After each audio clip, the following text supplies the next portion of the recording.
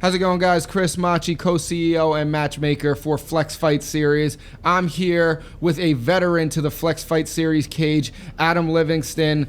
We wanted to group up with you, Adam, and give you a platform to speak about all of the background coming into your fights. There's starting to be a trend here with pullouts, and it's something that every fighter deals with, but I think that you deal with it on a larger scale.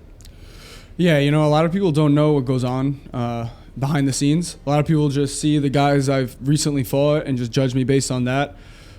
Trust me, the last thing I want to do is be fighting guys that aren't on my level.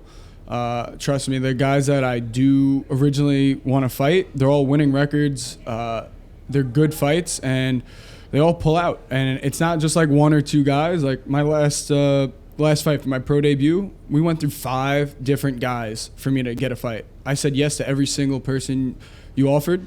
Most of them all had winning records, and then the only guy to actually have balls enough to fight me was a guy that sucked, honestly.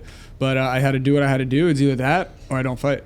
Yeah, I think that's a testament, and I can definitely, I will send that fact through. You did accept every fight, and a lot of fighters don't, right? And especially on short notice, being a pro, fighters are very protective of their O, and your willingness to just kind of say, hey, what's there, what's on the table, and kind of roll with the punches. What do you think causes these pullouts? A lot of fighters say injury to us, and we have to go on their word, but what do you think really causes it? Because it really seems like this is a trend. Yeah, of course, I'm sure some of the guys that do pull out have real reasons, such as injuries. I'm not going to say no one's getting injured and that's why they're pulling out. But I think definitely a big reason is they don't think I'm going to maybe accept the fight when they accept it. They look at me and they're like, oh, this guy's some pretty boy. He's nothing crazy. And then they actually do their research on me and realize I'm one of the elite fighters, coming out of New York. I'm young. I'm hungry. They go on my social media. I have great content, posting all my, my great training sessions and see all the great people I train with. Another reason, I think a lot of guys pull out, they're just scared, man. Like I'm good everywhere. There's not much for them to get out of beating me because, I'm... One thing I want to kind of send through, as far as these pullouts, like guys do get injured. This, I say this all the time. This is not tennis. We don't play a non-contact sport where you're not going to get injured. Like every fighter goes into that cage tops at 85%, that's on your best day. You get injured. You fought your majority of your amateur career through us and in your entirety of your pro career through us. I believe it's 2 years that you've been competing in MMA, a little under 2 years. I think you had 10 bouts in under 2 years and never pulled out. Can you just talk a little bit about how that happened? Yeah, that just shows the different level I am than a lot of these guys and the motivation I have for competing. So I'm only 21. I started competing when I turned 19. And this is going to be my 10th bout, as you said, in under 2 years. And of course, I had injuries in most of those fights. A big one that comes to mind was when I won my amateur title. I went into that fight with a broken foot. A lot of people don't know. I didn't talk about it, obviously, because no reason to. It's just it's part of the game. You got to fight through injuries. I promised you I was going to fight on that card no matter what, and I'm a man of my word. Another fight, when I knocked out that big mouth Joshua, I had a fractured wrist in my right hand. That's my power hand. So I knocked him out with my left hand. One of my earlier amateur fights, I had a torn hamstring. Still went into that fight, fought the best that I could with the injury I had. And that's why I have the opportunities I have now, because I just show up when I'm supposed to show up. Yeah, and I think that that's a testament, and I think that people don't realize that. They look at your exterior and they don't realize that you are a killer in that cage, and that's a testament to that. You could have pulled out of numerous fights, and that didn't happen. But let's move on to what's ahead of you. So we had 2 opponents already pull out. We had a third one accept the fight. You accepted the fight as well. I know it's not your ideal opponent, but are you looking past this guy at all? No, I don't look past any opponent. I've definitely learned my lesson. I've done that before, and I regretted it because I made fights a lot closer than they should have been. I'm coming in here trying to kill this guy. This is what I'm paid for. This is what I signed a contract to do. I'm a contracted killer, as I like to say. So whoever you guys put in front of me, when I step in that cage, I'm here to just take them out and do what I do best. So yeah, I'm just excited. No matter who it is, whenever it is, I'm there. I train to make myself the best. It's me against me in there. So whoever it is, they can catch these hands. So have you got a chance to look at your opponent? I have, obviously, being the matchmaker. He hasn't fought since 2012, which was a little concern for us. His camp, however, is very confident that he has what it takes to beat you. So what is your thoughts on that? Yeah, well, kudos to him to actually taking the fight. Well, I'm not going to talk too soon because we thought this before for my last fight, and people pulled out the week of the fight. So until he's in the cage with me, across from me, and the bell rings, then he actually accepted the fight. So we'll see till then. But I think I match up great with anyone in the world. I'm tall, I'm strong, I'm fast. My grappling is getting better and better every day. A lot of people sleep on my grappling, but I like that. It's just when they get in there with me and they realize how strong and technical I am, they usually freeze up and I get to finish them. But yeah, him not fighting for a while, it just benefits me. I've had more fights in a couple of months than he has in a decade. But I know he's a accomplished amateur. He's 4-0 amateur. He hasn't had too much luck with his pro fights, but he's went to decisions with some tough opponents. Like another thing, I don't even have much film on this guy because he hasn't fought in a while, but I'm still confident in my abilities. Whoever he is, I'm going to be better than him that night. How much does age play a factor for you? It seems like, along with all of the narratives that seem to follow you, like pullouts, it seems like you fight a lot of grown men, and you're on the younger spectrum, being only 21 and just turned 21. So, how much is that a factor? Age? Honestly, I love it. I love fighting older guys. It just gives me that extra motivation to get in there and train harder, because I know when I'm their age, fighting when I'm 28, 30, 32 years old, I'm gonna be a complete monster. Like, I'm only 21 now, and I'm beating all these guys that are a decade older than me, have way more experience than me. It just shows how much of an elite fighter I am. And I think maybe a lot of these guys look past me because of my age, but that's where they go wrong right away. So a little away from, and kind of let's go to fantasy MMA land, who do you see on the largest scales that you're like, that's my target. I'm trying to get there as far as another fighter. Whoever the champ is at the time. Right now it's fucking Islam. Fuck him. I'm training right now to beat him. And then whenever he fights next, it might be Alexander Volkanovski. I'll be training to beat him. Whoever it is, when I get there, that's who I'll be trying to beat. I'm not here to get to the UFC. I know I'm going to get to the UFC. It's just a matter of time. I'm still super young. I only have one pro fight. Then after December 17th, I'll be 2-0. Then after that, I'll be 3-0. And then eventually I'll be in the UFC. And then the main goal is to be the champion of the world. And that's why I'm in the gym every day.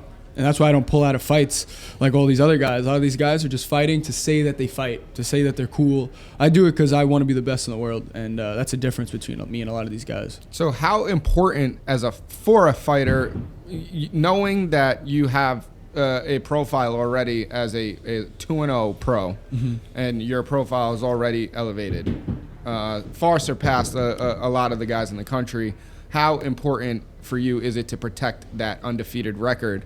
Because again, that's a testament to what you bring to the cage and to the sport.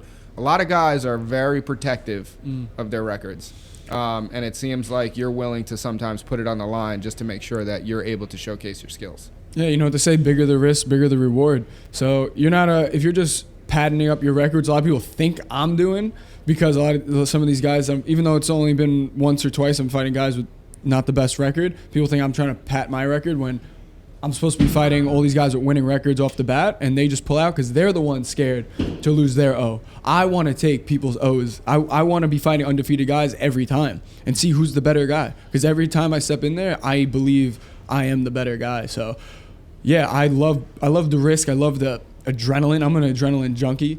There's no fun in fighting someone that everyone knows you're going to beat. That's the whole point of this sport. It's like, this is one of the worst sports to bet on. You never know who's going to fight, no matter what your record is. So people that protect their O, they gotta go. Yeah. That's about it. So I want to talk a little bit about your last amateur fight. I know that you've kind of passed that. You're now a pro. You're undefeated as a pro. But we're on the conversation of narratives. And one narrative that popped up is when you finally got a 5-0 record to match with, you ended up losing that fight. And I know, talking to you off script, you felt like you won that, you know? And I think that a lot of people thought that you won that. I think it was an amazing fight, me personally, and as a fan, I couldn't even tell you who won that fight personally. That's how I looked at it.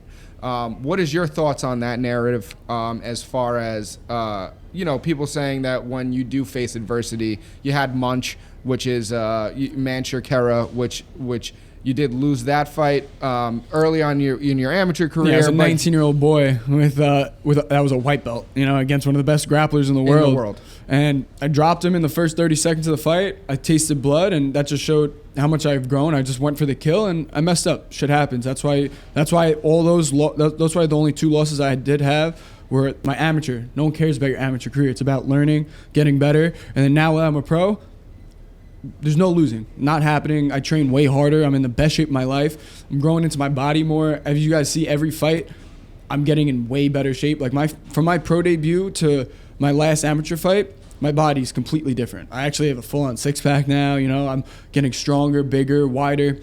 And to go back to that fight with Loai, it was an absolute war. It went back and forth. That guy, absolute beast. He's one of the best in the world. He trains with a very good team with Henry Cejudo.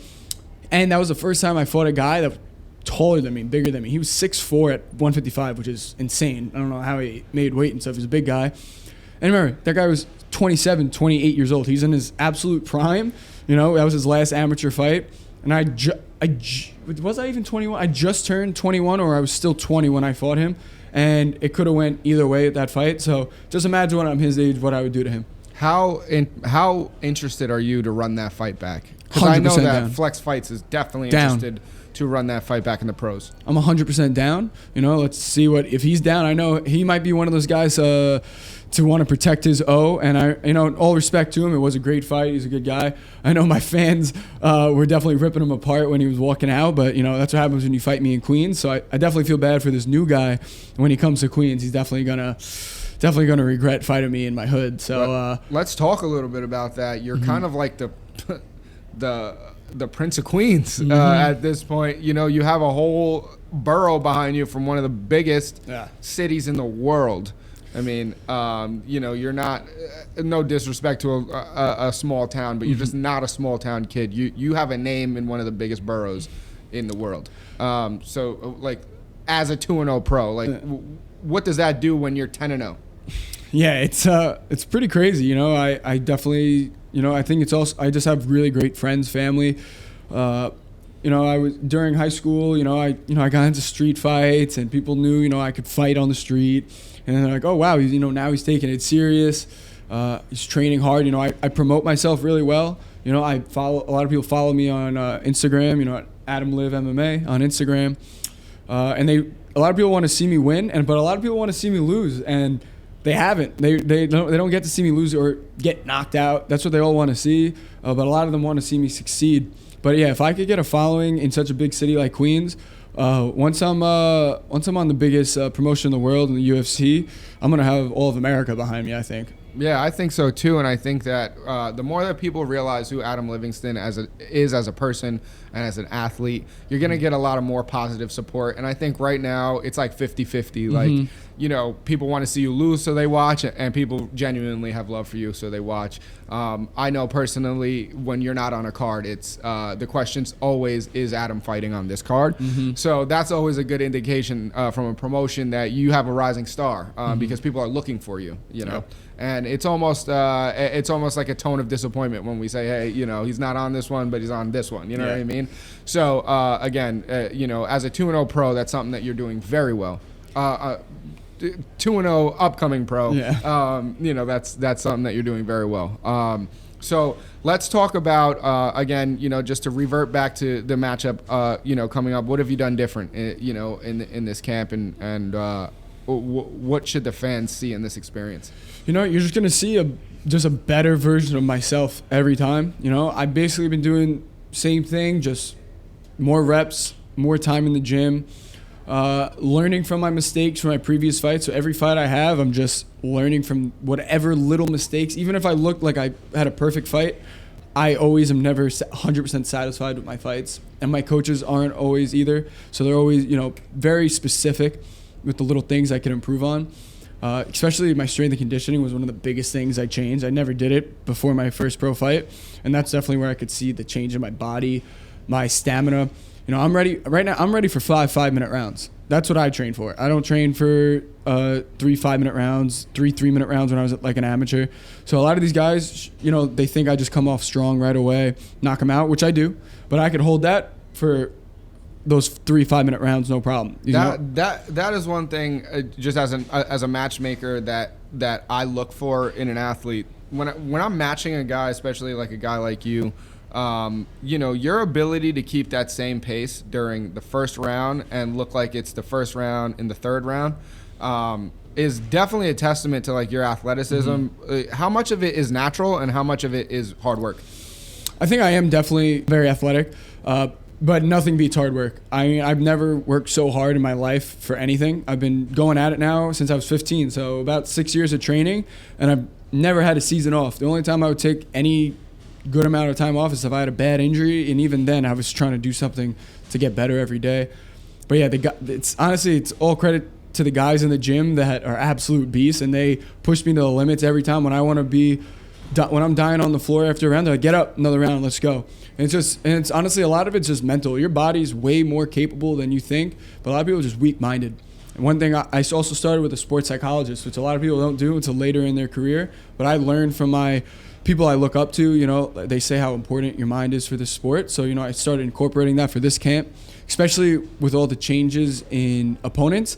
I like to do a lot of imagery, think about my opponent, how I'm going to finish him. But a lot of times now I don't have a face to put that to, because it's always a new guy, how he looks, his style, age, everything. So I'm just focusing on myself, getting better every day, and it shows every time I fight. I want to expand on that sports psychologist. Mm-hmm. I don't know that is a widely known term. You not having a face to put, do you ever see yourself like kind of imagining the weakest version of yourself, and that is the person that you're fighting, and it's almost like it could be any opponent? Yeah, I always just I play thousands of scenarios in my head, and just I'm okay with every scenario that happens. I come out thinking of every possibility. A lot of times, since I don't have opponents for these last few fights, I just think of an unlocked character in a game. You know, you can't really see him; it's just the outline. So I know it's weird to say that, but like that's what I've been doing lately. Just no matter who it is, what they look like, how they are, I'm just doing what I want to do to them, and I have the skills to do that. So that's what I've been doing. So after mixed martial arts, when you are the champion of the world, damn right. What then for Adam Livingston? What other avenues can we see you in, or do you see yourself in? Well, definitely just even winning the UFC championship of the world is enough for me. I want to be one of the best in the world, so I definitely got to defend that. My main goal, this is my absolute goal, like goal in life, is pound for pound.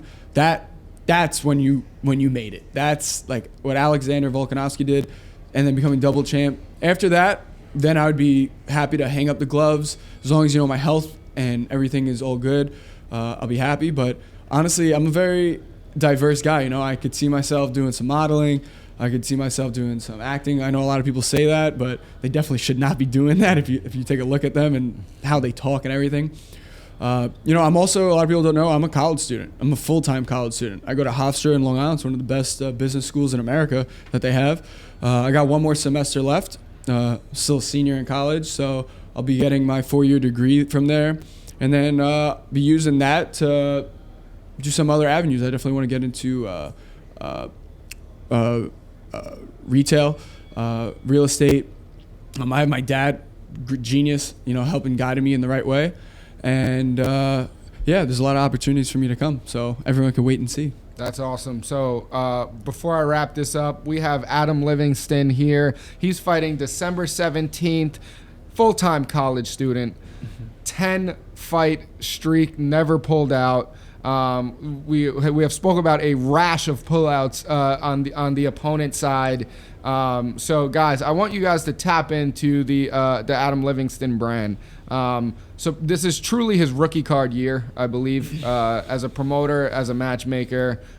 This is his rookie card year. So, be with him shooting in the gym, as Drake would say. No one likes a bandwagon person. So, he is dedicated to his sport. And, for Flex Fight Series, we appreciate all of the opponents that stepped up to fight him. And December 17th, we have a ready and willing opponent in Hernandez Banks coming from Florida to fight him. And again, he hasn't fought since 2012, but he is confident that he has what it takes to take Adam Livingston out. And Adam is very confident that he has what it takes to continue his tear. So Adam, once again, thank you.